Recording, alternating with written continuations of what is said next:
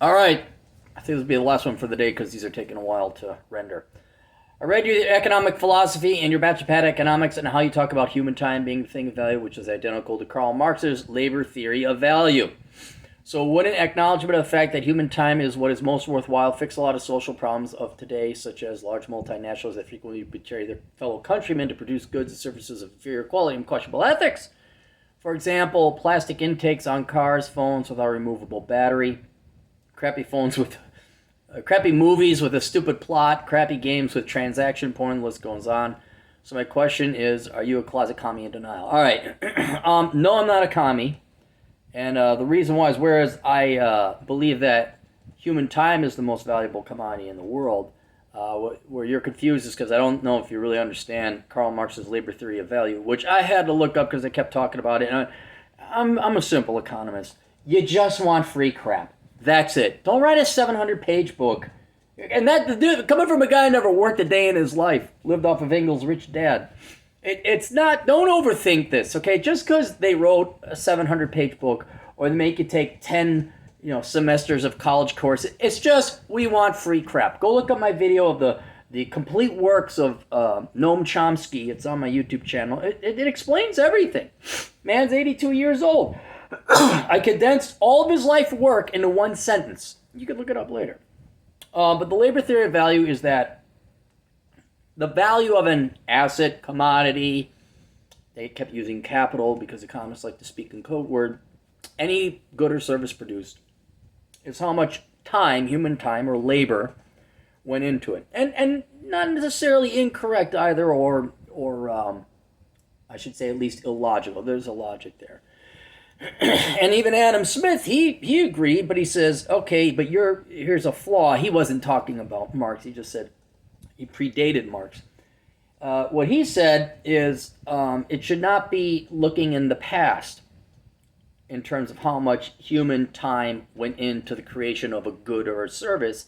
It's what can you get in the future for that? Because the manufacture of good or service does not mean you're going to get that equal amount of other humans' time in the form of money, that humans transacted their time to get their money at that point in time. I'll give you a perfect example, which is why at least a backwards historical looking view, not of labor theory of value, but how labor theory of value looks to the past, what happened, how much human time went into that, is erroneous. What about .coms in 1998? All that human, like literally trillions of dollars went into .coms and telecommunications, this and that. We're going to set up companies, and the labor that went into creating all these companies that never made a profit. And for a while, people were like, yeah, we'll throw money because it was a future. I created a company, I'm going to sell you this stock. And people would just throw all their money at IPOs. Well, what happened by 1999, 2000 is, I didn't care how many trillions or billions of dollars you spent setting up the new .com or e-tegrity or integrity, because they put an I or an E in front of it, and then it was fancy. See, then it was the .com. It changed. The market changed. The housing crisis is the same thing. I don't care that the contractor put $500,000 into building that McMansion in late 2006. By the time it was going to go to market, the future ultimately determined that the price of that house was $200,000 if it sold at all. So a forward-looking, what can I get for this finalized good or product, is what ultimately determines the value of that good or service. So ultimately, a backwards-looking, Marx is wrong, like, look at how much time and effort all the humans put into it. Like, that doesn't matter. It's what can it be sold for down the road, which is determined on other factors. But that's true. It's like, well, I'm sorry you... I remember, was it Pawn Stars? This guy spent like 147 grand pimping out this motorcycle, and it looked like crap. And Rick, not Rick, was it Rick? He's like, I can't offer you anything for this. I don't. This is so customized. No one's going to want to buy it. So it shows you there, it is the future that determines the value of ultimately human labor. The other problem, or where I disagree, or where Marx is wrong, is this kind of idea a minute of my time is equal to a minute of another person's time. And this is really what Marx was going for, and this is where all the leftists and Marxists, they want to make it sound like we sacrificed our time, so give us money. It's like, no, because what is the value of your labor? I mean, the value, being deadly serious, the value of, in a productive world, the value of teachers and professors and all these other Marxists, the value of their labor is $0. Nobody wants their crap. What do? You barely teach anything that's practical. You indoctrinate people and you suck. But if I produce, I'm a surgeon, I patch your heart up, well, that guy's time is worth way more than all the teachers in the world combined. Because 0 times the 30 million teachers that exist is still 0. And this is where I have a big problem with a traditional definition, or the traditional definition of labor theory of value, is that there is no acknowledgement or admission that some people are higher producers than others, and their time is more valuable. And this is where the Marxists come in, where it's like, to each according to their own needs, or whatever, which means just work the best you can. Well, if everything's guaranteed, and this is where third graders could even figure out communism doesn't work. It's like, hey kid, you want to go study at med school, become an engineer, learn a CPA, or just want to be a teacher? Or modern day millennials and Gen Zers, sit on your ass and collect UBI and stimmy checks and play video games and do nothing at all. And then, there you go, work your 1 hour over at whatever, the fast food joint. Even that's too honest work for most people today. You I don't know, try to think of a lazy job. You get your government, perfect. You get your government make work job. Like, you're the person who sits at the library at the university, checks people's cards to make sure the university students get the F out of here. You're a social worker. Not solved one social problem in your life. Trillions of dollars spent on that. I'm handing out literature. Like, get the F out of here. You're worthless. But then there's no real production. And that's why, yes, you could say the value of something at that moment, what you're going to price it at, as one who's selling the product, would be the addition of all the human labor prorated at a wage. All right, the value of this car, we're going to MSRP of, $42,000. But it's the real market, the future, and whether or not people are actually going to forfeit their time to buy that thing that's going to determine the ultimate value of the labor. Then there's also the different types of labor.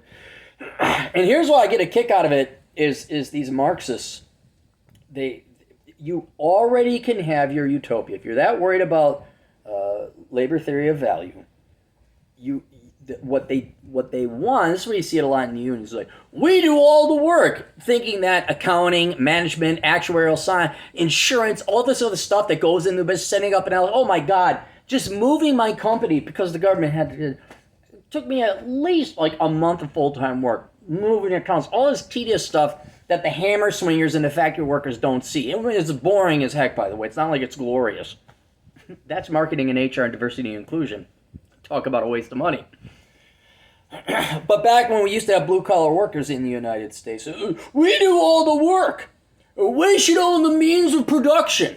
And they completely ignore the entrepreneurship that goes into it, the accounting and management. As BS as it might be, you do need managers, you do need accountants. The people who either through their own money or outside investors said, this is my money. You want my money to invest in your company to buy the factory so that there's even factory workers in the first place? I need a certain rate of return on that money. I'm not just going to give you my money at interest rate free. Why would I even risk my money to lose it at that? No, I'm not a charity. Right? Well, I need a 5, 6, 7, 8% rate of return because I get 5% rate of return over at Bob's Factory Hut. Or so he says. And none of these workers, none of them, like, you can have your socialist utopia. You can own the means of production. It's called get an effing loan, go use your savings, your own money, and buy the company out. And at least I'll grant you this. I'm going to make fun of them, but at least I'll grant co-ops that. Or credit unions. Credit unions are member-owned. There's some employee-owned shops. Absolutely. Go. You own the means of production. All right, go. There's your socialist utopia. But and this is where the future labor theory value comes in. Oh, you're a commune, okay? Let's take the Wedge Co-op, which I don't even know if that's still standing. Minneapolis people might burn it down. But the Wedge Co-op, they're a co-op in the Twin Cities, and they're actually pretty good food too. A girl took me on a date there one time. It was a long time ago. Fine, I don't care who owns it, how you guys do it. Go do it. Do your thing. You think they don't got to compete against the other chain retail grocery stores? You think they don't have to compete with the other delis in town? Sure, they market it. Oh, we're a co-op. Come buy from us because we're communist and we care. They're fully aware of the prices, meaning it's the future. They still have to be competitive. They still have to compete against other grocery stores. They got to compete against other co-ops. There's another co-op over on Franklin. Unless that one got burnt down too. Ooh, it's so funny. They still compete against one another. They still have to adhere to, and let's say, oh, we got a monopoly, the government owns that. Well, unless it's food, in which case you're going to have to take it. It's like, maybe I don't need that. Maybe I don't want, no, I guess I'll walk to work. I don't need a motorcycle. And that's another issue I have. And that's because they're lazy. That's all they just, it's so simple, guys. Marxists just don't want to work. They want free crap. That's all they want. They don't want to work. Don't make it more complicated than that. And they're going to send up as much ink as a squid or an octopus does to confuse you to think there's some kind of intellectually honest, moral, ethical. No, they want everybody else to work so that they don't have to. They want to enslave you so they don't have to work. And they want free crap. Just ask Noam Chomsky. That's it. So, I do know that human time is the most valuable thing, but not as it is interpreted by labor theory of value. Nothing gets done without human time. The dinosaurs didn't create society. All right, the saber-toothed tigers, they're extinct now, and the dodo birds, none of those creatures created banking systems or highways or television. It was humans. The only thing that creates production and standards of living is human time, because we got to take it with natural resources, forge the natural resources into things we want. And so human time is the ultimate and final commodity. That's all we have. But, and here's where me and the Marxists disagree, because they're wrong, some humans are more productive than others. Either through hard work, which the Marxists really don't. I mean, come on, look at Vaush. Admittedly, him and I don't have real jobs. We have the same job. But what does he do? Was he ever a credit analyst? Did he ever read financial study? I don't know what his background was, but it sure as heck wasn't engineering. All right. The problem that I have is it's what people do with their time. And if you look at the majority of people, especially the younger you get, they're perfectly happy staying at home playing video games or slinging coffee, maybe working part-time. They just don't want to work. And then they demand surgeons patch them up. Then they demand automobiles. Then they demand video games. It's like, well, are you going to program the video games? Are you going to refine the plastic? Are you going to haul the oil out of the ground, refine it, and then turn it into gas, and then also turn it into plastic? What about wiring? Are you going to learn to solder? No. Oh, no, that's for foreigners and poor brown people to do. I want to be on my Apple phone with the other people who did the labor to tell how the world owes me a living and should bail me out of my student loans. It's like, no, you're just lazy. That's where it's like, it doesn't matter how much time you put into it. What's your time worth? You got a skill? And if you did put some time and effort and labor and even money into learning a skill, you should be compensated for it and paid more than other people. And that's a no-no. There's all equality. Commune, family. And so, no, I'm not a communist, but I will say I'm perhaps one of the more, I wouldn't even say caring, I'm just one of the more empirical capitalists out there, which if you think about, it's time and love and other people. Time is the most important thing, including other people's time if they spend it with you, because that's the biggest compliment you could ever get from someone if they willingly spend their time with you. It's like, wow, you could spend that making money or chasing girls. You decide to spend it with me. That's pretty nice. Thanks, man. That's the best compliment you can get. And I would also argue, I got a seminar I'll be coming out with on Teachable later on time. But if you got all your basic taken care of, and you're an engineer, you make good money per hour, you're the freest, richest man in the world. Everything, your basics are covered, and then you go spend time. And that, but what are leftists jealous? They're jealous of what? You got a nicer car? I've never owned a nice car. You got a fancy house? Never owned a fancy house. I got a nice house now, but it certainly isn't fancy. It's not big. Because again, time is more important to me. But no, and this is where it gets into wages and, where there's income earning. Like, I got news for you. Terribly sorry, Marxists. The reason Jeff Bezos makes so much more money is because he's done a lot more for society than your average welfare collecting deadbeat dad or single mom. Bill Gates, whatever you may or may not like him, he's worth billions of dollars because he created. People willingly gave him the money.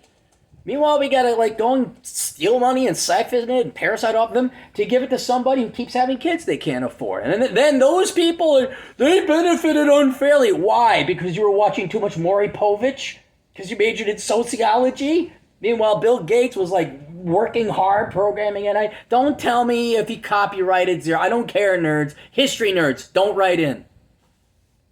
And then you realize, and it took me a while to figure, they're not being intellectually honest. They just don't want to work for a living. And there you go. And I don't like working for a living, but I like having a trade or a profession. I like producing things so that when I die, I'm like, oh, look at all this stuff I did. That was pretty neat. Look at all this cool creation I did. Oh, that's nice. Meanwhile, every leftist out there is just panhandling. That's what their life is. I'm being deadly serious. Their entire lives are a career of panhandling. They're no different than the guy out there with the cup in his hand on the street, except they do it through government grant money and income transfers.